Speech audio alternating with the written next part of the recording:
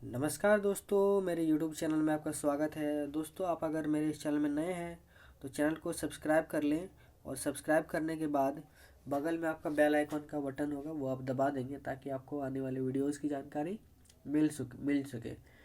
और दोस्तों, मैं बता दूं, पिछले वीडियोस में मैंने इसके पहले जो है चैप्टर जो है वो पढ़े थे, तो उसका मैं लिंक आपको इस वीडियो के डिस्क्रिप्शन में दे दूँगा। तो आप वहाँ पे लिंक में जब क्लिक करेंगे तो आपका वीडियो खुल जाएगा, ठीक है।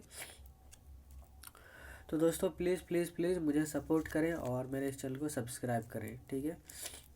तो चलिए आगे बढ़ते हैं। उसके बाद जो हमने पढ़ा था उसके बाद क्या है वो हम लोग देख लेते हैं। तो आप यहाँ पे देख सकते हैं, यहाँ पे लिखा हुआ है वृक्ष या झाड़ी अध्ययन। तो जो वृक्ष या झाड़ी का अध्ययन हम लोग करते हैं उसे क्या कहा जाता है? वृक्ष या झाड़ी अध्ययन को क्या कहते हैं? डेंड्रोलॉजी। देखिए यहाँ पे लिखा हुआ डेंड्रोलॉजी, देख रहे हैं। देखिए मैं आपको यहाँ पे जूम करके दिखाता हूँ। वृक्ष या झाड़ी अध्ययन को क्या कहते हैं? डेंड्रोलॉजी कहा जाता है, ठीक है। सांप का अध्ययन को क्या कहा जाता है? सांप का जो अध्ययन होता है उसको क्या कहते हैं? तो देखिए यहाँ पे सांप का अध्ययन लिखा हुआ है ऑफियोलॉजी। ऑफियोलॉजी कहा जाता है सांप के अध्ययन को, देख रहे हैं। सांप का अध्ययन क्या कहलाता है? ऑफियोलॉजी। आगे बढ़ते हैं। छिपकली का अध्ययन को सोरोलॉजी कहते हैं। देखिए छिपकली का अध्ययन क्या कहलाता है? सोरोलॉजी। कास्टिक पेड़ों का अध्ययन को क्या कहते हैं? कास्टिक पेड़ों का अध्ययन को सिल्वीकल्चर कहते हैं। देखिए यहाँ पे लिखा हुआ सिल्वीकल्चर, है ना, देख लिया सिल्वीकल्चर। आगे बढ़ते हैं।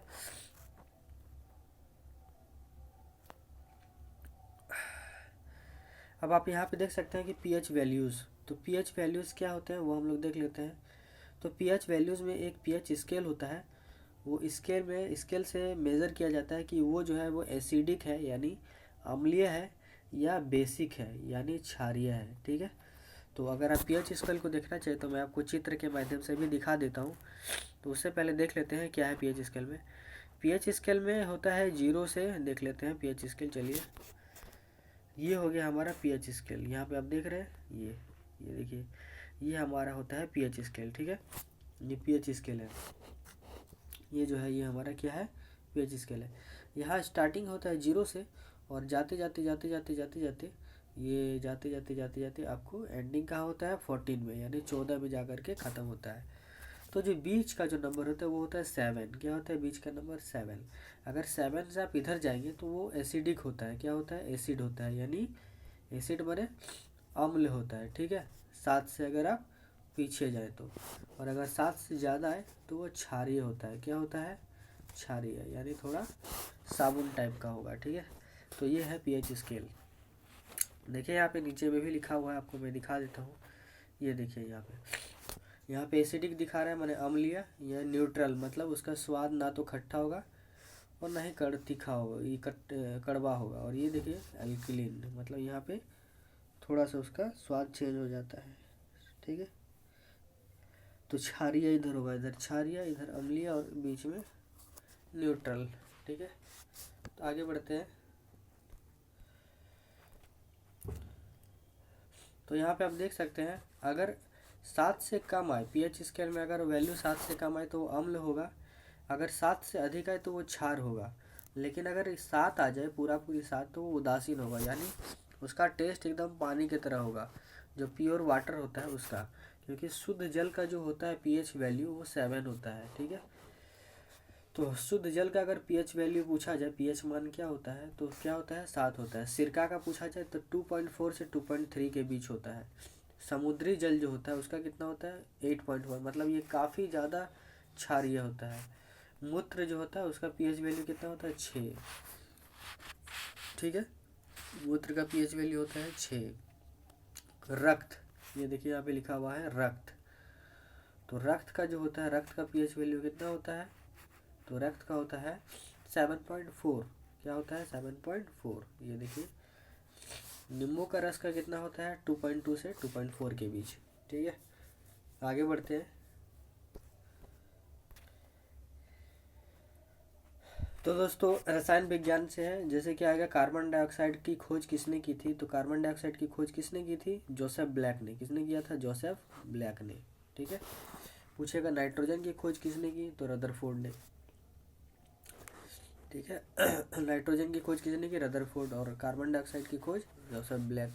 हाइड्रोजन की खोज तो हेनरी कैवेंडिश हेनरी कैवेंडिश ने हाइड्रोजन की खोज की थी, नाइट्रोजन का रदरफोर्ड, और कार्बन डाइऑक्साइड का जोसेफ ब्लैक। ठीक है, नाइट्रोजन जो है हमारे एटमॉस्फेयर में कितना है, यानी हमारे वायुमंडल में, तो 78% है।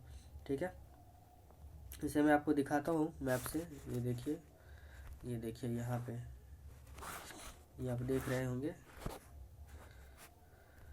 ये देखिए, ये आप देख रहे हैं ना। अगर इसको देखा जाए तो 78.08% नाइट्रोजन है, मतलब पूरा एकदम यहाँ से लेकर एकदम यहाँ तक।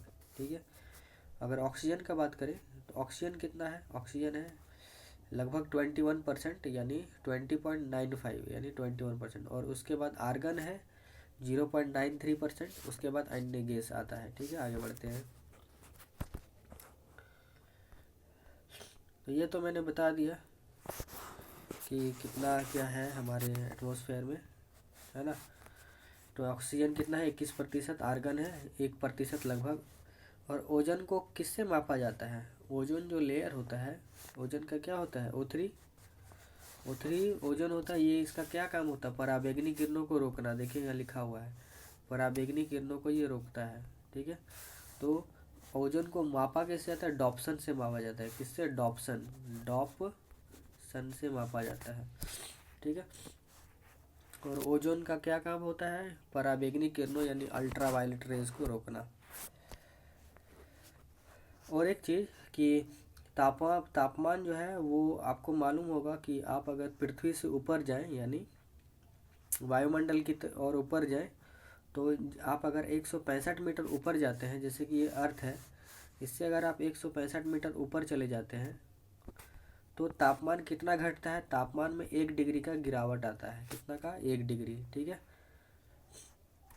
ये देखिए 165 मीटर ऊपर जाने पर 1 डिग्री का गिरावट आता है। अच्छा, अब आता है क्षोभ मंडल।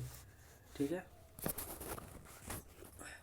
तो क्षोभ मंडल जो है वो देख लीजिए। क्षोभ मंडल को इंग्लिश से क्या कहते हैं वो भी हम लोग देख लेते हैं, आइए। ये देखिए यहाँ पे आप देख रहे हैं, ये है हमारा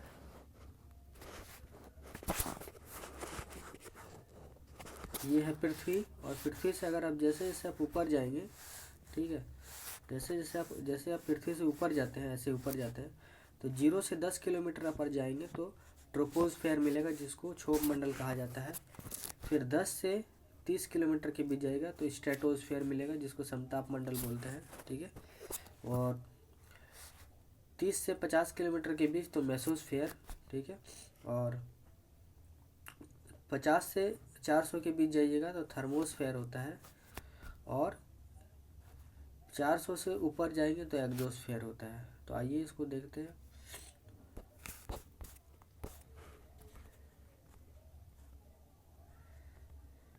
ये हम आ चुके हैं। ठीक है, तो क्या मैं बता रहा था आपको कि क्षोभ मंडल 0 से 10 किलोमीटर में होता है। क्षोभ मंडल को इंग्लिश से ट्रोपोस्फेयर कहा जाता है। क्या कहा जाता है, ट्रोपोस्फेयर। ठीक है, और क्षोभ मंडल के बाद क्या आता है, स्ट्रेटोस्फेयर, जिसको इंग्लिश से कहा जाता है स्ट्रेटोस्फेयर, और हिंदी से उसको क्या कहा जाता है, समताप मंडल। क्या कहा जाता है, समताप मंडल।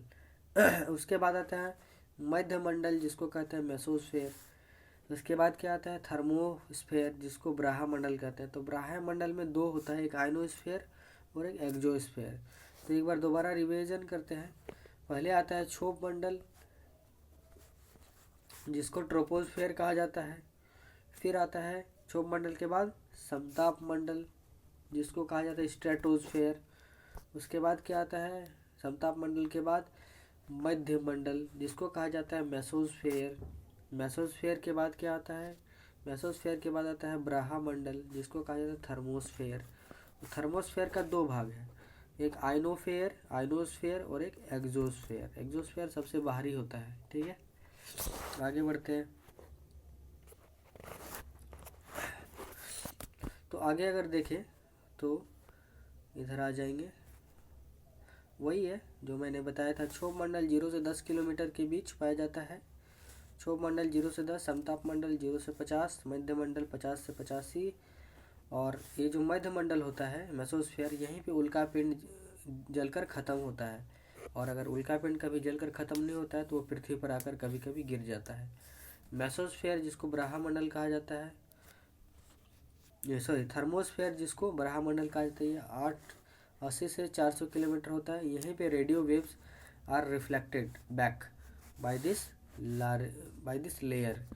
तो रेडियो एक्टिव तरंग जो होता है वो इस थर्मोस्फेयर का जो भाग होता है आयनोस्फेयर, तो आयनोस्फेयर से क्या होता है, आयनोस्फेयर से ही रेडियो वेव्स तरंग वापस लौट कर आता है। ठीक है, तो ये इम्पोर्टेंट है आयनोस्फेयर के बारे में, जिसको इंग्लिश से आयनोस्फेयर और हिंदी से आयन मंडल कहते हैं।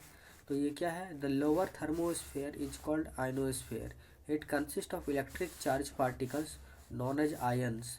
मतलब थर्मोस्फेयर का जो निचला स्फेयर होता है, मतलब हिस्सा होता है, उसको आयनोस्फेयर कहा जाता है, और इसमें इलेक्ट्रिक चार्ज यानी इलेक्ट्रिक आवेश पाया जाता है। ठीक है, और ये इलेक्ट्रिक आवेश को ही आयन कहा जाता है। और एक्सोस्फेयर किसको बोलते हैं, तो एक्सोस्फेयर थर्मोस्फेयर का ही बाहर वाला हिस्सा होता है, जिसको आउटर मोस्ट लेयर कहा जाता है। ये आउटर मोस्ट लेयर होता है। आगे बढ़ते हैं, आगे देख लीजिए। यहाँ पे आप देख सकते हैं कि लॉन्गिट्यूड एंड लैटिट्यूड में जो होता है उसमें किस तरह मेजर किया जाता है। जैसे जीएमटी का फुल फॉर्म पूछा जाता है, तो ग्रीनविच मीन टाइम क्या होता है, ग्रीनविच मीन टाइम। ग्रीनविच का spelling GREENWICH, Greenwich mean MEAN mean, और टाइम TIME। और ग्रीनविच मीन टाइम कहाँ से स्टार्ट होता है, तो लंदन में है। कहाँ, लंदन। ठीक है, आगे बढ़ते हैं। IST का फुल फॉर्म क्या होता है, तो इंडियन स्टैंडर्ड टाइम। और पूछा जाए कि 1 मिनट में कितना डिग्री होता है, तो 1 मिनट में होता है 4 डिग्री। 1 मिनट में कितना डिग्री होता है, इक्वल टू 4 डिग्री। ठीक है, और पूछा जाए कि 1 डिग्री बराबर कितना किलोमीटर, तो 1 डिग्री बराबर कितना किलोमीटर होता है, तो 1 डिग्री बराबर होता है 111 किलोमीटर। ठीक है, 1 डिग्री में 111 किलोमीटर, और 4 डिग्री में 1 मिनट होता है। ठीक है, यानी अगर बताया जाए कि किसी दो प्लेस के बीच 1 डिग्री का अंतर है, यानी उन दो प्लेसों के बीच की दूरी कितना है, 111 किलोमीटर। या फिर अगर बताया जाए कि किन्हीं दो प्लेसों के बीच 1 मिनट का अंतर है, अगर 1 मिनट का अंतर है माने इन दोनों के बीच कितना डिग्री का एंगल बनता है, 4 डिग्री का एंगल बनता है, 4 डिग्री। ठीक है, आगे बढ़े। ट्रॉपिक ऑफ कैंसर पूछता है, तो ट्रॉपिक ऑफ कैंसर कितना डिग्री पर बनता है, 23.5 डिग्री पर। और ट्रॉपिक ऑफ कैप्रिकॉर्न कितना में बनता है, वो भी 23.5 डिग्री पर बनता है। ठीक है, ISA का फुल फॉर्म क्या होता है, तो ISA मतलब इंटरनेशनल सोलर अलायंस, और इसका हेड क्वार्टर कहाँ है, तो हेड क्वार्टर इसका है गुरुग्राम में, जिसको गुड़गांव, पहले क्या नाम था, गुड़गांव, लेकिन मोदी सरकार आने के बाद गुड़गांव का नाम बदलकर गुरुग्राम कर दिया गया। ठीक है, तो आज का वीडियो दोस्तों यही समाप्त होता है। पिछले वीडियोस की जानकारी मैं आपको इस वीडियो के डिस्क्रिप्शन में दे दूंगा, उस लिंक में आप क्लिक करेंगे तो पिछले वीडियोस का भी आपको जानकारी मिल जाएगा। ठीक है, और आपसे दोबारा रिक्वेस्ट है कि इस चैनल को सब्सक्राइब कर लेंगे। तब तक के लिए धन्यवाद।